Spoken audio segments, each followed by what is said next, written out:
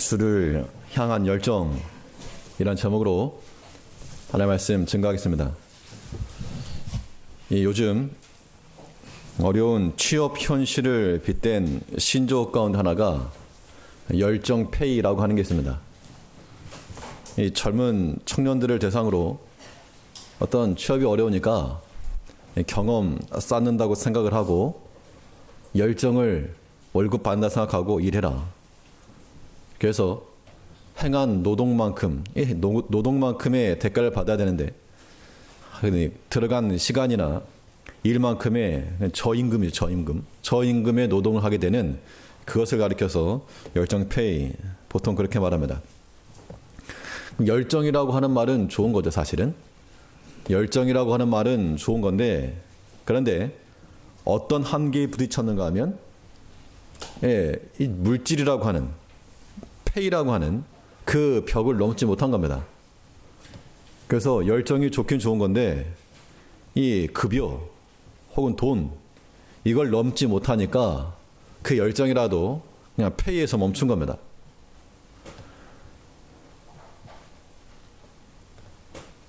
우리 믿음의 길에 있어서도 동일하게 열정이 필요합니다. 예수님께서도 열정이 있으셨는데, 보통 열정 그러면 패션이에요, 패션. 근데 이 패션이라고 하는 단어가 이 기독교에서 쓰게 될 때, 더 패션 그러면 이거는 그리스도의 순환을 가리킵니다. 즉, 예수님께서 가지셨던 그 열정이라고 하는 것은 어떤 한계에 부딪힌 것이 아니고 그 한계를 뚫고 나가서 고난에까지 직면한 그런 열정이었다는 겁니다. 주를 향한 그런 열정이 우리 환경에 막히지 않아야 됩니다.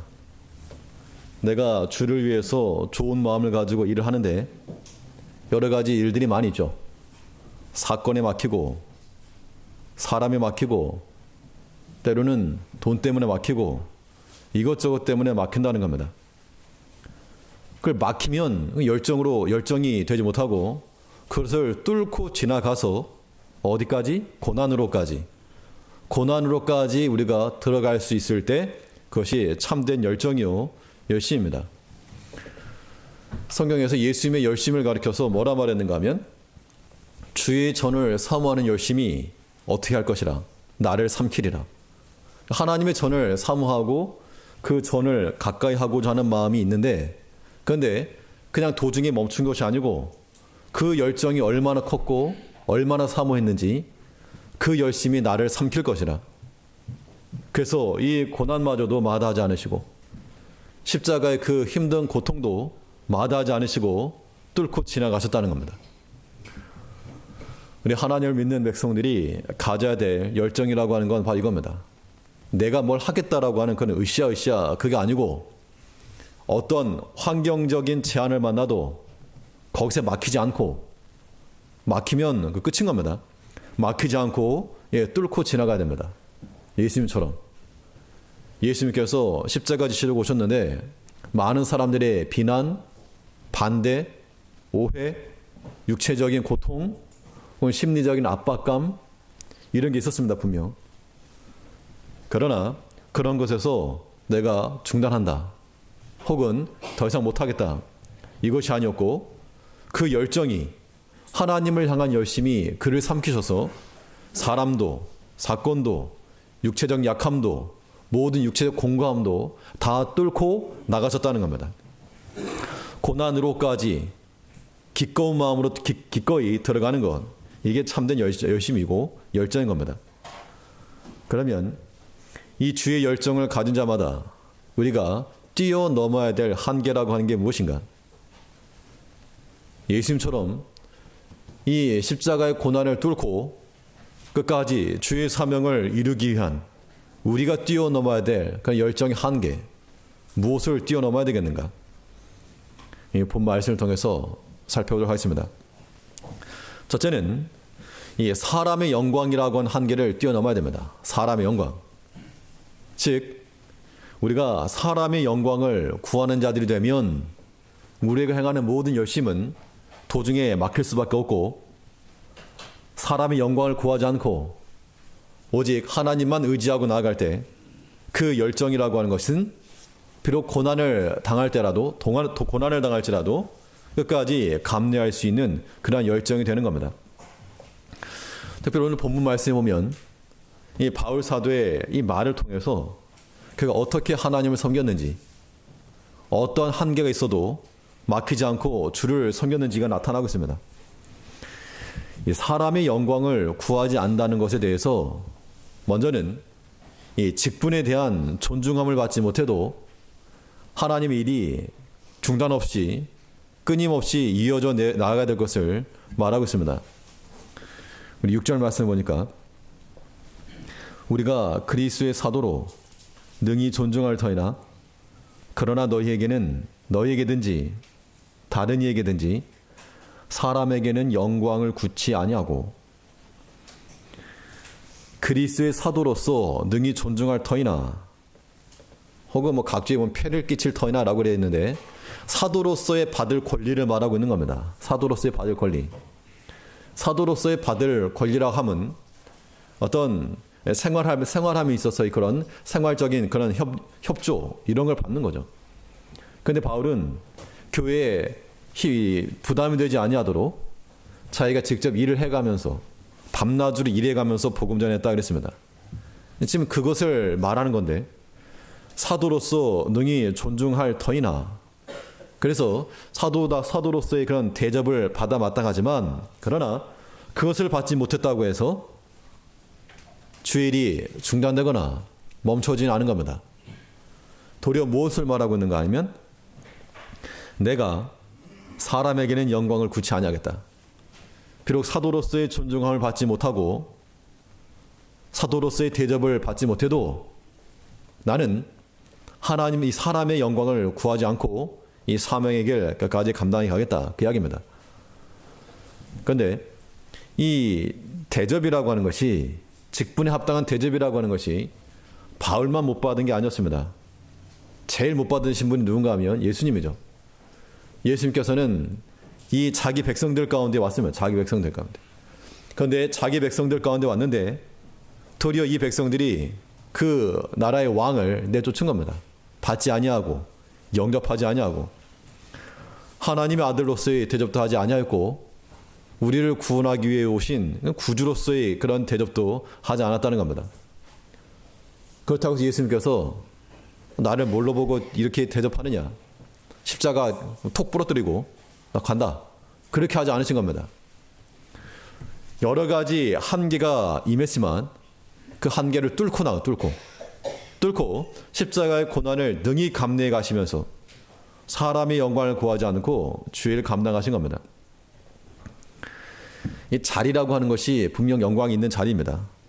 그런데 자리가 주는 영광을 다 받지 못해도 우리는 하나님의 명하신 일들을 중도에 포기하지 않아야 됩니다. 제가 이제 목사긴 한데 목사이기 때문에 이 목사라고 하는 자리가 주는 그런 영광이죠. 뭘 대단해서가 아니라 아무튼 이 직분에 영광이 있는 겁니다.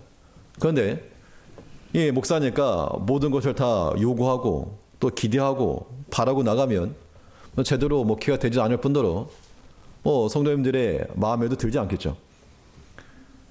우리가 하나님 앞에서 이 모든 온전한 평가와 모든 상급은 주 앞에서 받는다, 그런 마음을 가져야지. 그렇지 못하고 이 목사를 뭘로 알고 내가 목사인데 이런 마음을 가지면 아무것도 아니라는 겁니다. 그래서 사람들이 이러한 사람의 영광을 구하려 하기 때문에 어떤 일을 하는가 하면 하나님께서 맡기신 그 직분과 그 자리가 귀하고 아름다운데 그 자체로 만족하지 못하고 자꾸 이 장식을 꽂으란 장식.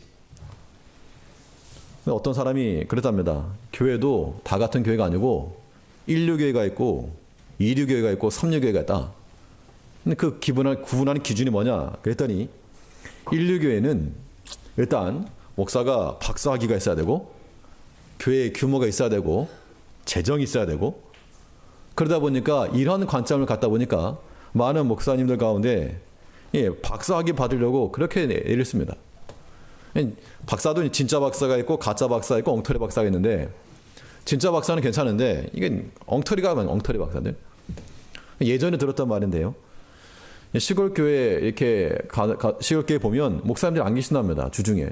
다들 어디 가셨는가? 어디 갔는가 물어보면 다 목회학 박사 받으러 공부하러 갔다고. 그러니까 시골 교회 있으면서 이제 뭔가 이제 하나의 스펙을 쌓는 거죠. 지금 뭐 스펙을 쌓고 다음에 또 학교도 하나 가져 놓고 그럼 나중에 어디 좀 괜찮은 데서 부르면 이력서 하나 늘 거니까. 그런 마인드가 있기 쉽다는 겁니다. 그런 현실을 빗대가지고 목회학 박사는 교회 박살 난다고 그렇게 얘기하시는 분도 있었는데, 필요한 것이면 하면 되겠지만 그 자리가 주는 영광에다가 인간적인 생각으로 자꾸 꽂는 겁니다. 사람의 영광을 구하지 않겠다 그랬는데 바울과 그 일행은. 그런데 보통 많은 사람들이 사람의 주목함, 사람의 영광을 받으려고 시대가 점점 의식화되어 가는 거죠. 중세 시대로 좀 회귀하는 것 같습니다. 예전에는 이 목회자들이 목회 가운을 입고 설교하다가 이 종교개혁 이후로는 다 끝난 거예요. 개신교에서는. 그런데 오늘날 다시금 목사 가운이 있습니다. 목사 설교할 때 입는 가운이 있고, 어떤 사람은 박사 뭐 이걸 쓰고 설교하기도 한다는데, 그러니까 이것이 다 사람의 영광을 구하는 거예요. 사람의 영광. 우리가 주를 섬긴다 할 때는 이 직분이라고 하는 것은 대접받는 자리가 아니죠. 대접받으려고 직분 받은 게 절대 아닙니다. 우리는 주 앞에서 수고하고 헌신하고 섬김의 자리가 이 직분이라는 자리를 아셔야 됩니다. 이건 비단 목사의 자리만 아니죠. 하나님께서 하나님 교회에 목사와 장로와 또 우리가 권사와 집사와 모든 이 교사들로 모든 직분자들로 세워놓으신 것은 어디가 대접받아라, 남이 잘한다고 칭찬해주는 거 그런 거 받아라, 그거 하라고 주신 것이 아니라 뭐 하라고요? 희생하는 자리, 섬김의 자리. 다른 믿음의 형제가 약해질까 봐 그걸 한번 돌아보고, 혹은 공고에 처한 자가 있는가 돌아보고, 그들을 대신해서 함께 붙들고 기도해주고 권면해주고 위로해주어서 그렇게 세워나가라고 우리에게 준 직분이지 대접받으라고 준 게 아니라는 겁니다. 우리는 예수님께서도 하나님의 아들이셨지만 그 대접 다 못 받으셨습니다. 우리가 어떤 직분에 대해서 평가받을 때가 있죠. 때가. 그 때가 언제인가 하면 다 끝났을 때, 마무리되었을 때. 그러니까 대접받고 싶으면 아무튼 끝까지 가야 돼요. 끝까지 감으로 인해서 예수님께서도 십자가를 다 지신 다음에 하나님의 아들로서 이름이 높아졌고, 바울과 이 일행들도 도중에 많은 고난과 역경이 있었으나 다 참고 나가서 이제 나를 위하여 의의 면류관이 예비되었을 것이라. 그 고난 중에 받지 못하였던 모든 대접이라고 하는 것이 하나 앞에서 다 갚아줄 것을 믿고 나갔다는 겁니다. 도중에 정산하려고 하지 마시고 갑을 하려고 하지 말고 끝까지 완주, 끝까지 달려나간 후에 하나님 앞에서 평가받고자 하는 마음을 가져야 됩니다. 우리가 주를 향한 열정, 그 열심을 가지려면 사람의 영광을 구하는 것, 사람이 바라보고 사람이 평가하는 것, 이거 넘어서야 됩니다. 또 뿐만 아니라 이 사람의 영광을 구하지 않는다는 것은 우리의 수고가 헛된 것처럼 보일 때에도 주의 일을 멈추지 않는 겁니다. 많이 고생하고 많이 수고하고 많이 투자한 것 같은데 눈에 보이는 가시적인 효과나 성과가 없다. 그렇다고 해서 그게 실패가 아니라는 겁니다. 바울은 자신의 모든 수고가 눈에 보이는 열매가 없다고 거기서 중단하지 않았습니다. 9절에 보니까 형제들아, 우리의 수고와 애쓴 것을 너희가 기억하리니 너희 아무에게도 누를 끼치지 아니하려고 밤과 낮으로 일하면서 너에게 하나님의 복음을 전파하노라. 우리의 수고와 애쓴 것을 이 한마디로 표현했지만 많은 고난이 있었겠죠. 수고하고 애썼다. 다시 말하면 그 노력만큼 기대만큼 되지 못했다라고 하는 것을 지금 말하고 있는 겁니다. 이 데살로니가 교회에서 3주 만에 이렇게 쫓겨났으니까. 그런데 그 자기 자신이 뭔가를 이뤄내서 남보란 듯이 뭘 해야지만 일이 아니고, 성경이 말하는 대로 우리는 단지 못하고 우리는 단지 뿌리는 것과 물 주는 것은 우리에게 요구된 것이지만 자라나게 하시는 것은 하나님이라 그랬습니다. 그러니까 왜 열매가 없는가? 이건 하나님께 따져야죠. 하나님께. 왜 열매가 없는가? 따지려면 하나님께 따지시고 우리가 추구할 것은 무엇인가 하면 뿌렸는가? 심었는가? 가꾸었는가? 그것을 우리가 봐야 한다는 겁니다. 그러니까 우리가 주의 일을 한다 할 때 아무리 해도 이게 변화가 되지 않는다. 아무리 노력을 해도 기도를 해도 이거 되지 않는다. 헛되다. 우리 수고가 뭐 끝났다. 그렇게 생각하지 말라는 겁니다. 우리 자녀들에 대해서 기도하고 애쓰지만 이 부모님들의 마음만큼 잘 변화 안 됩니다. 그렇다고 해서 에이 갖다 버려. 그럴 부모가 없으시죠. 그 마찬가지로 우리가 사랑하는 마음을 가지고 내 자녀와 같은 마음을 가지고 끝까지 변화되기를 기다리고 열매 맺기를 기다리는 그 농부의 심정을 가지고 우리는 수고하고 가꾸는 겁니다. 그 모든 평가는 하나님 하시는 것이므로 하나님이 하실 일까지 우리가 뺏으려고 하지 말고 우리가 할 일. 우리가 주의 일을 한다 할 때 사람의 영광을 구치 아니하며 우리 수고가 헛된 것처럼 보일지라도 어디서 어떻게 열매가 맺힐지 모릅니다.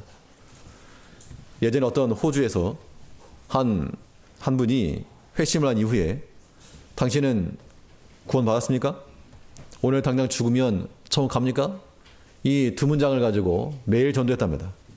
한 수십 년 동안 매일 같은 그 자리에서 그렇게 하긴 했는데 뭐 아무런 열매가 없는 거죠. 그 말 듣고 나서 회개했다는 사람도 없고 회심했다는 사람도 없고 아무 열매 없는 겁니다. 나중에 이제 그가 이제 연로하여서 나중에 내 수고가 헛되었다 이렇게 생각할 즈음에 어떤 놀라운 일이 있습니다.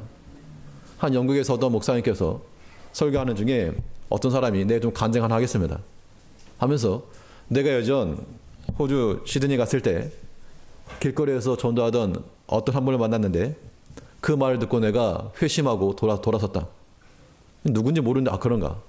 이분이 또 이제 다른 미국에 가서 또 강연을 하는데 또 어떤 사람이 내가 하나 간증하겠다. 내가 예전 주재원으로 시드니 갔을 때 거기서 내게 전도하시던 한 할아버지가 있었는데 그 사람의 이야기를 듣고 내 마음에 부담이 되어서 나중에 내가 회심하고 돌아섰다.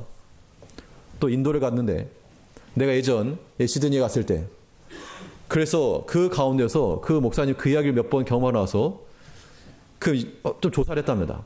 했더니 그 많은 열매들이 맺혀났다는 얘기죠. 그래서 이제 그분을 찾아간 거예요. 그분을 찾아가지고 그런 얘기를 전했더니 그분께서 눈물 흘리면서 나의 수고가 헛되지 않았구나. 그러니까 우리가 던지는 한두 마디가 눈에 보이는 가식 성과로 나타나지 않아서 좀 쓸데없는 시다. 그런데 하나님께서 어떻게 열매를 맺게 하실지 모른다는 겁니다. 우리가 뭐 토요일 모여서 전도하는 것도 마찬가지로 그리고 사실 얼마 안 되는 거죠. 작은 겁니다. 그거 한다고 해서 뭐가 되겠는가? 그러나 우리가 단지 뭘 열매를 맺혀서가 아니고 우리가 뿌리고 심는 것에 목적이 있는 겁니다. 우리의 작은 그 행동 하나가 이것이 헛된 수고였구나. 다 헛되고 부질없는 일이었구나. 그렇게 끝나지 않을 거라는 겁니다.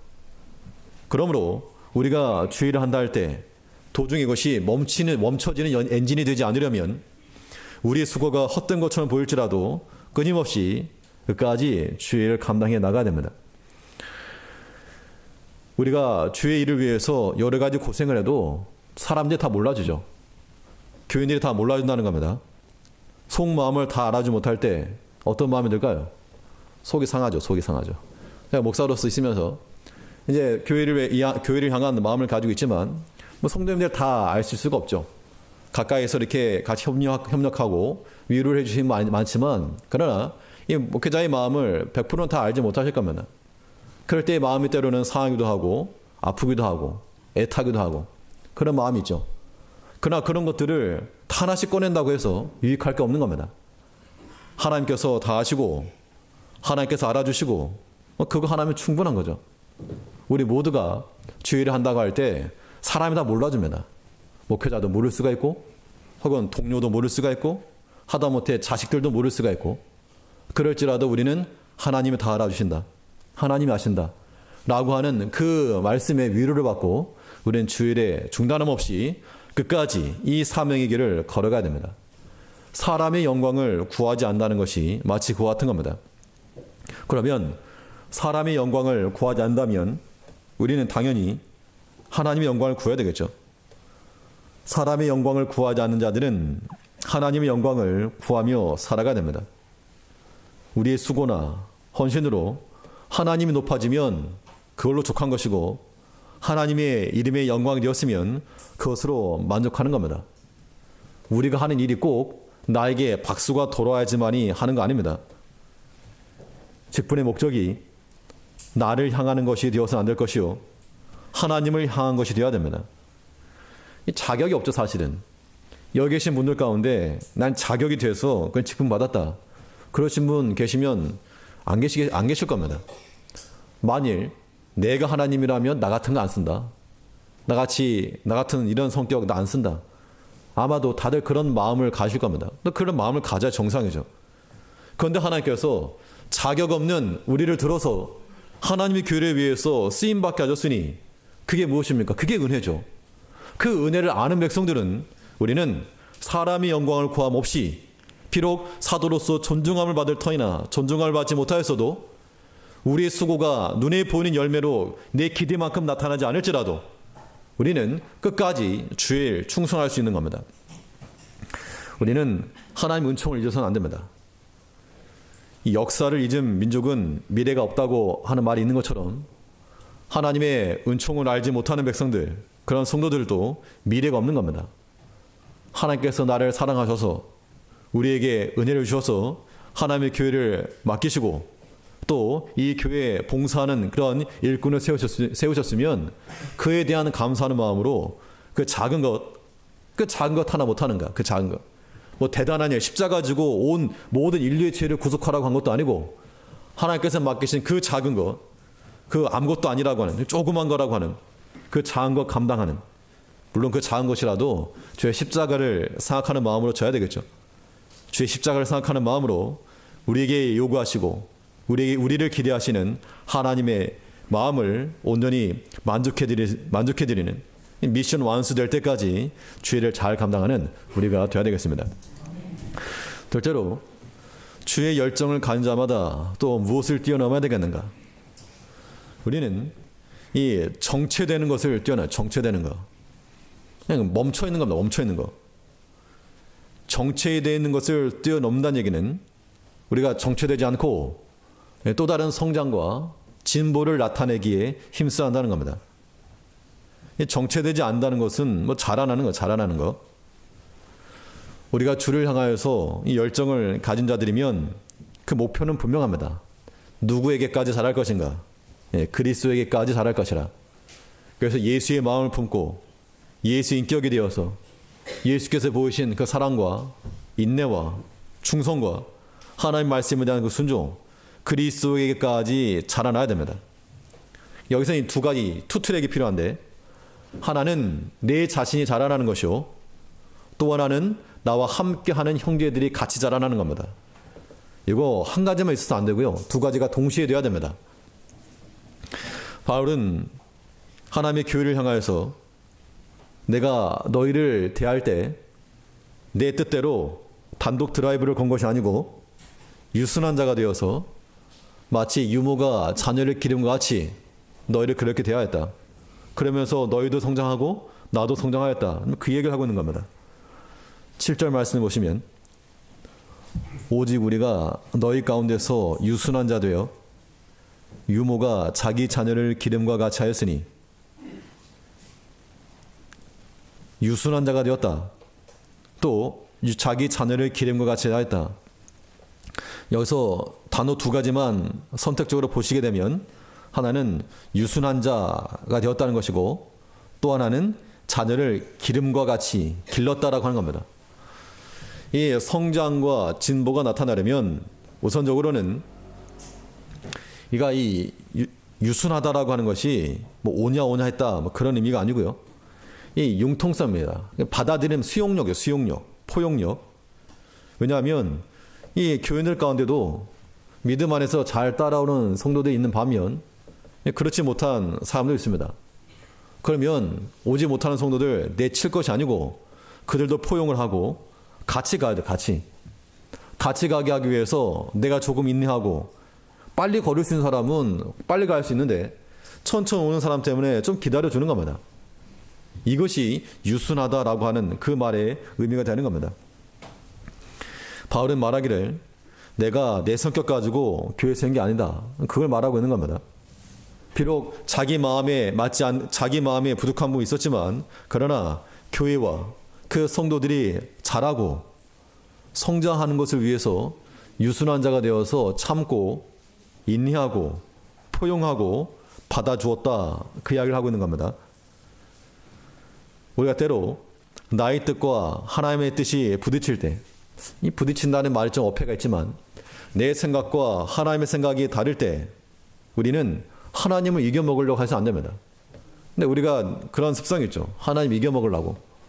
그러다가 아주 그냥 바닥으로 널어 떨어져야지 정신을 차릴 터인데 내 생각과 하나님의 뜻이 일치하지 않을 때는 자신의 생각을 처리할 줄 알아야 됩니다.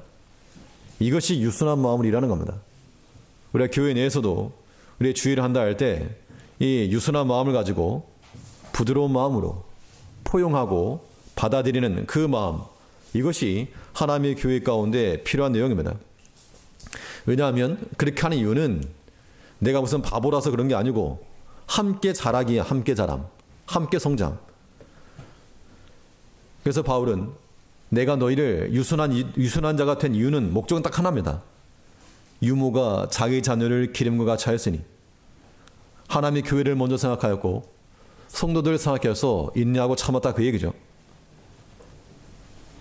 뿐만 아니라 바울이 말하기를 8절에서는 우리가 이같이 너희를 사모하여 하나님의 복음으로만 아니라 우리 목숨까지 너희에게 주기를 즐겨함은 유순한 자가 되어서 받아들일 뿐만 아니라 또한 그 형제들을 사랑하는 마음으로 우리의 모든 목숨까지라 주겠다.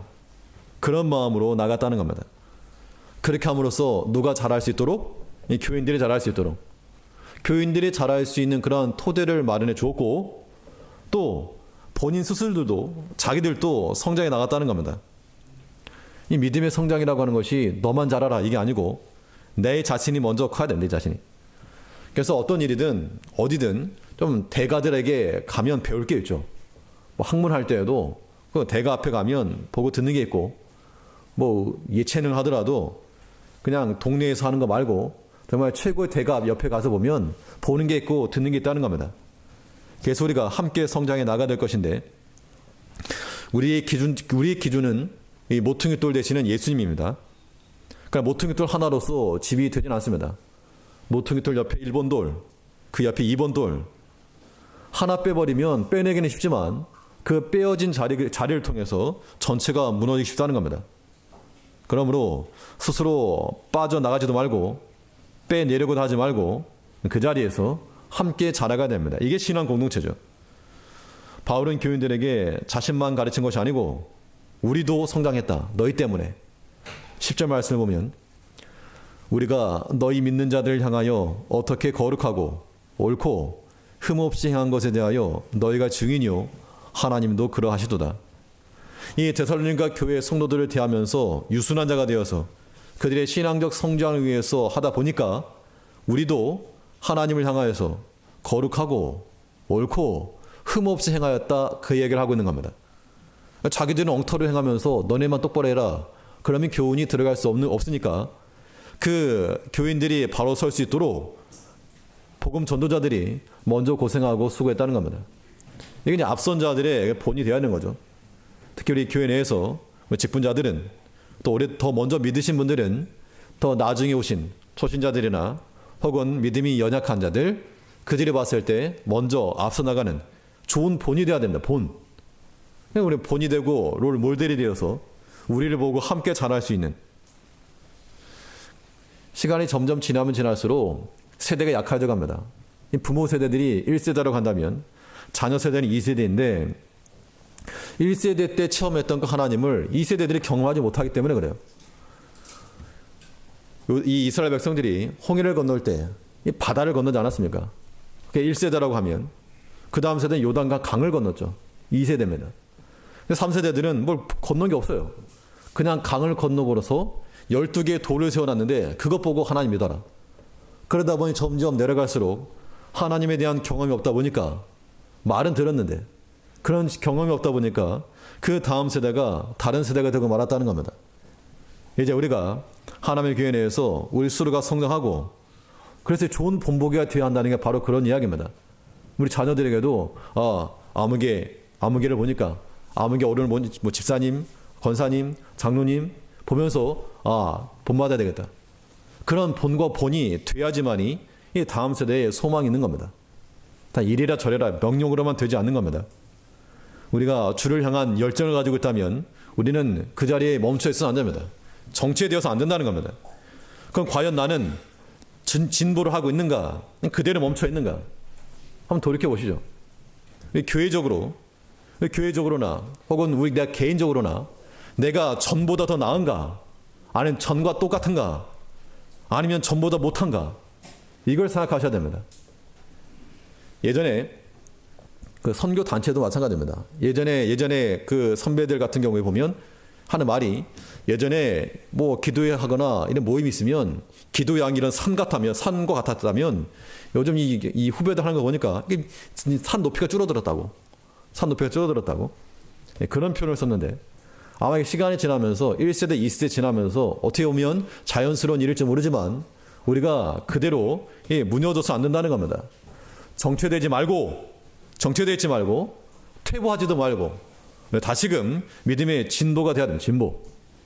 하나님 앞에서 내 자신의 신앙을 위해서만이 아니고 다른 믿음의 형제들을 위해서 또 그 자녀들을 위해서 우리 부모 세대가 보여줘야 될 것이 바로 그겁니다.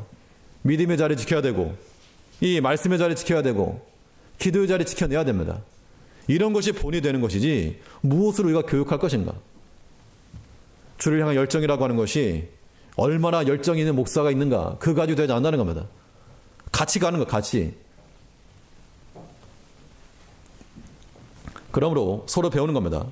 우리가 고립된 섬이 아니라 연결하여 하나의 건물이 되어갈 수 있도록 내가 정체되어 있지 말고 내 앞에서 멈추지 말고 나는 한 발짝 걸어가고 또 다른 사람이 또 한 발짝 걸어 나갈 수 있도록 함께 이어져 나갈 수 있는 그러한 주를 향한 열정이 우리 가운데 있어야 한다는 겁니다.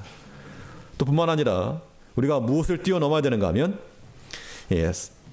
분노하는 것과 미워하는 마음 이걸 뛰어넘어야 됩니다.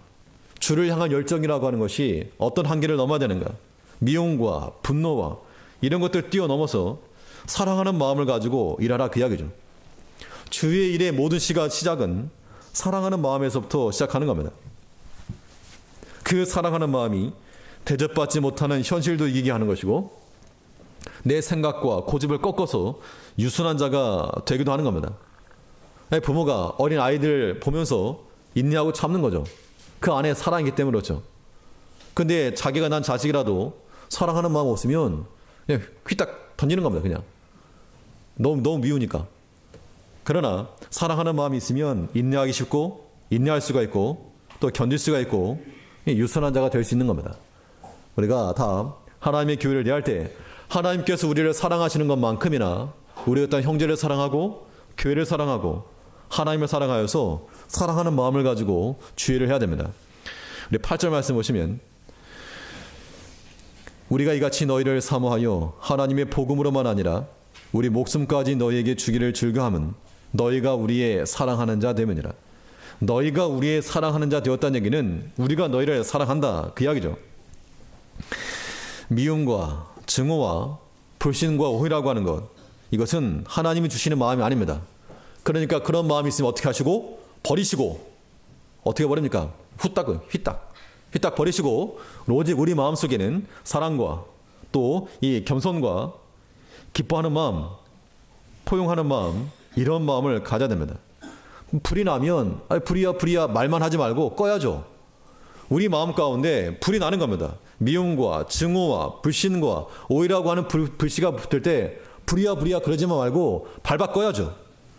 하나님의 그 십자가의 사랑으로서 다 꺼버리고 우리 마음 가운데 사랑으로 기인한 하나님 사랑, 성도에 대한 사랑, 교회를 향한 사랑 이 사랑으로서 우리가 주의를 감당하는 겁니다. 그 사랑만이 주의를 행할 수 있는 주의를 위한 동력원이 되는 겁니다.